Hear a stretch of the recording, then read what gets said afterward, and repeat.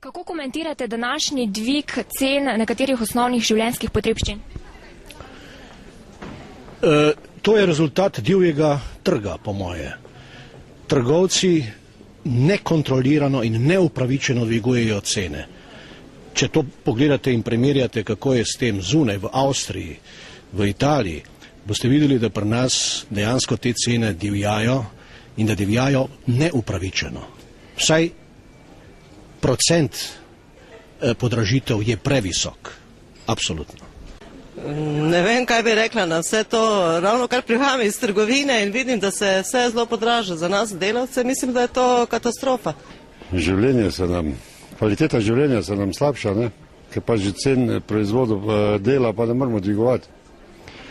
Pač bo treba malo stiskati na pase. Zelo žalostno, zato ker pač ljudje zdaj že niso imeli in zdaj še več ljudi ne bo imelo niti za osnovne življenjske potrebščine.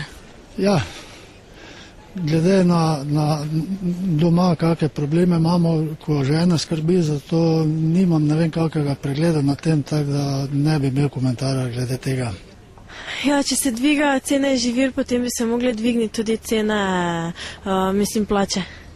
Zelo, zelo drago vse skupaj, sploh za pokojence, ko imamo tako nizke dohodke. Zelo. Ste mogoče zaradi tega v preteklih dneh opravili nakup na zalogo? Ja, nekaj več mlečnih izdelkov sem kupil v petek. Se pravi, skuto, mleko in maslo. Ne. Pravzaprav še po novem letu nisem bila prav v trgovini, tako da nisem še najbolj seznanjena z vsem, tako da sem zdaj bila pravzaprav presenečena nad vsem. Ne, to pa ne. Ne, nismo, ker mi se zdi, da je to na zalogu pravzaprav nič ne kupujemo in se mi zdi to nesmiselno, ker to je tako malo glede na podražitev, da nima smisla zaloge se delati. Ja.